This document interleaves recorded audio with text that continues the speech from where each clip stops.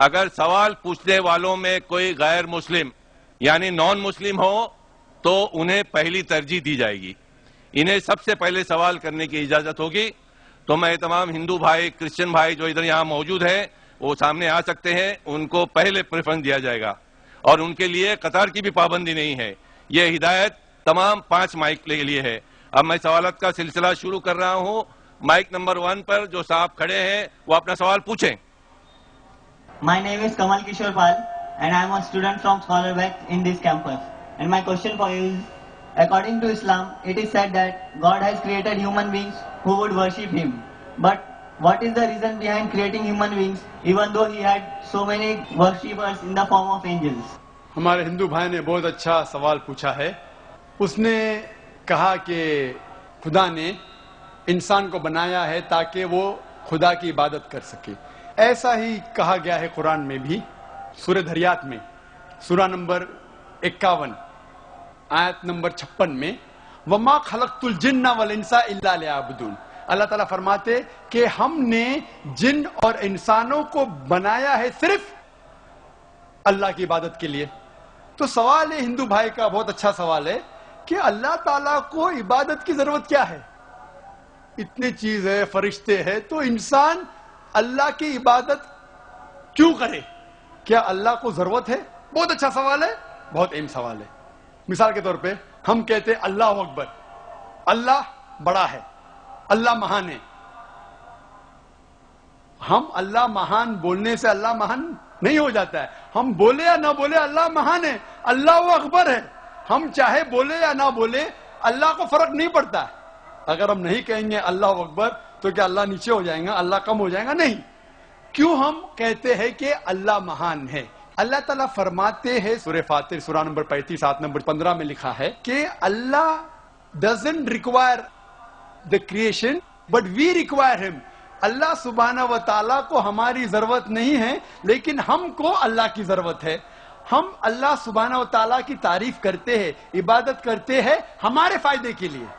مثال کے طور پہ جب بھی ہم کسی کی تعریف کرتے ہیں ہم اس کی بات مانتے ہیں.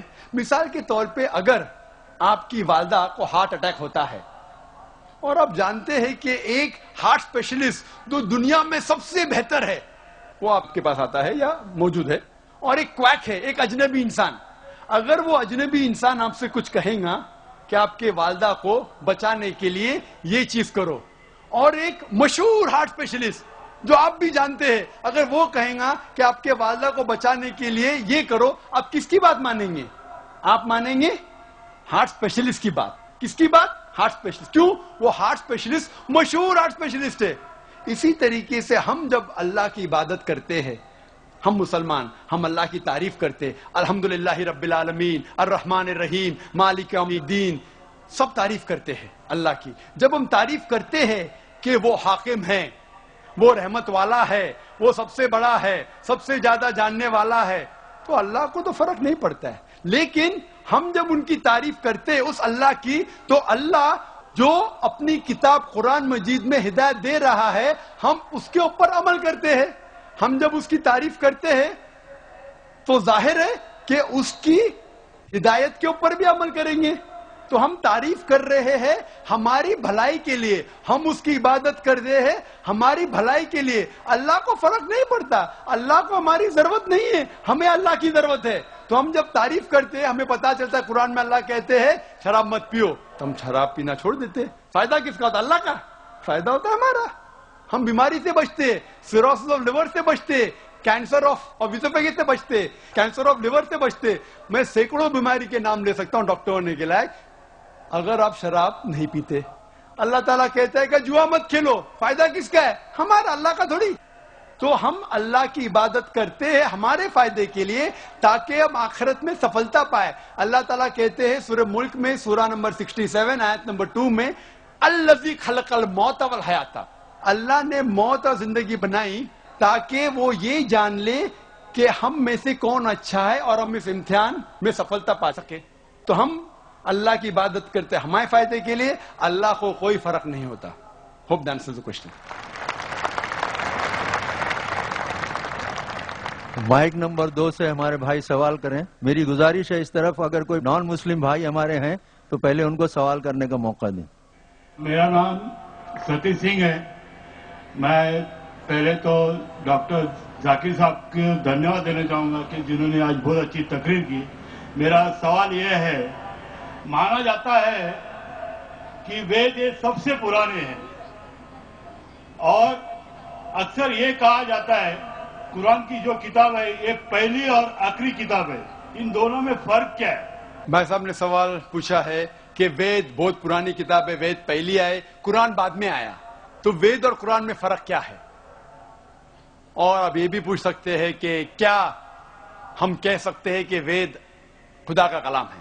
وید، جیسے کہ میں نے کہا میرے تقریر میں، کہ لوگ کو یہ نہیں پتا کہ وید کب آیا وجود میں، لیکن اکثر ہندو اسکالرز کہتے ہیں کہ یہ تقریباً 4000 سال پرانی کتاب ہے. قرآن مجید 1400 سال پرانی ہے، تو ظاہر ہے کہ وید پہلے آیا ہے. قرآن مجید میں لکھا ہے سورہ رعد میں سورہ نمبر 13 آیت نمبر 38 میں، لِكُلِّ اجل کتاب، ہر دور میں اللہ نے ایک کتاب نازل کی. نام سے صرف 4 کتابوں کا ذکر ہے، توراہ، زبور، انجیل اور قرآن. توراہ وہ وحی ہے، وہ کتاب ہے جو اللہ تعالیٰ نے موسیٰ علیہ السلام پہ نازل کی. زبور وہ کتاب ہے، وہ وحی ہے جو داؤد علیہ السلام پہ نازل کی. انجیل وہ کتاب، وہ وحی ہے جو اللہ سبحانہ و تعالیٰ نے عیسیٰ علیہ السلام پہ نازل کی. اور قرآن مجید اللہ سبحانہ و تعالیٰ کی آخری کتاب، آخری وحی ہے جو آخری پیغمبر محمد صلی اللہ علیہ وسلم پہ نازل کی. لیکن نام سے صرف 4 کتابوں کا ذکر ہے قرآن میں، لیکن قرآن میں لکھا ہے کہ اللہ تعالیٰ نے کئی کتابیں بھیجی، صحف ابراہیم اور کئی کتابیں. تو آپ کا سوال ہے وید اور قرآن میں فرق کیا ہے؟ جتنے بھی کتابیں قرآن مجید کے پہلے آئے وہ صرف اپنے لوگوں کے لیے آئے تھے، اور وہ سارا پیغام جو کتاب میں لکھا ہے اس کتاب میں وہ محدود تھا صرف ایک وقت کے لیے. مثال کے طور پہ انجیل نازل کیا اللہ نے عیسیٰ علیہ السلام پر، صرف تھا بنی اسرائیل کے لیے، سارے انسانیت کے لیے نہیں تھا. لیکن کیونکہ قرآن مجید آخری کتاب ہے اللہ کی، وہ صرف مسلمانوں یا عربوں کے لیے نہیں، سارے انسانیت کے لیے ہے. پہلا نقطہ یہ جاننا چاہیے کہ وید کا ذکر قرآن میں نہیں ہے.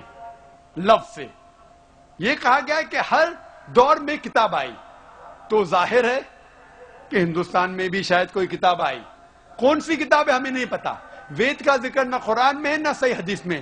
لیکن اسی لیے میں یہ نہیں کہہ سکتا ہوں کہ وید خدا کا کلام ہے، 100% نہیں کہہ سکتا ہوں، کیونکہ نام سے وید کا ذکر قرآن میں موجود نہیں. میں یہ کہہ سکتا ہوں کہ ہو سکتا ہے میں بھی وید خدا کا کلام ہے، ہو سکتا ہے، نہیں بھی ہو سکتا، مجھے نہیں پتا. لیکن اگر وید اللہ کا کلام تھا، اگر مان لو بحث کے طور پہ، if we agree for sake of argument کیا وید خدا کا کلام ہے، تو صرف وہ اس وقت کے لیے تھا اور ان لوگوں کے لیے تھا، آج کے لیے نہیں. آج ہمیں ماننا چاہیے آخری کلام، آخری کتاب قرآن مجید میں. وید اگر مان لو خدا کا کلام تھا بھی تو صرف اس وقت کے لیے تھا اور ان لوگوں کے لیے تھا. اور جتنے بھی کتابیں قرآن مجید کے پہلے آئے اس میں ملاوٹ ہو چکی ہے، چاہے وہ بائبل ہو، چاہے وہ وید ہو. ہندو دھرم کے اسکالرز کہتے ہیں وید میں بہت ملاوٹ ہے، وید میں کئی چیزیں ہیں جو میں مان نہیں سکتا صحیح ہے، کتنے ان سائنٹیفک چیزیں ہیں، کانٹرڈکشن ہے. تو میں ڈاکٹر ہونے کے لحاظ سے یہ نہیں مان سکتا ہوں، یہ غلطیاں خدا کے نام پہ نہیں لکھ سکتا ہوں. میں نے میرے تقریر میں صرف وید کی اچھی باتیں بیان کی، جو باتیں قرآن سے ملتی ہے. قرآن کے اور ایک نام ہے فرقان. فرقان مطلب حق اور باطل کے درمیان فرق کرنے کی کتاب. تو جو چیز قرآن سے ملتی ہے ہمیں کوئی اعتراض نہیں ماننے کے لیے کہ یہ پورشن، یہ بھاگ وید کا خدا کی طرف سے ہے.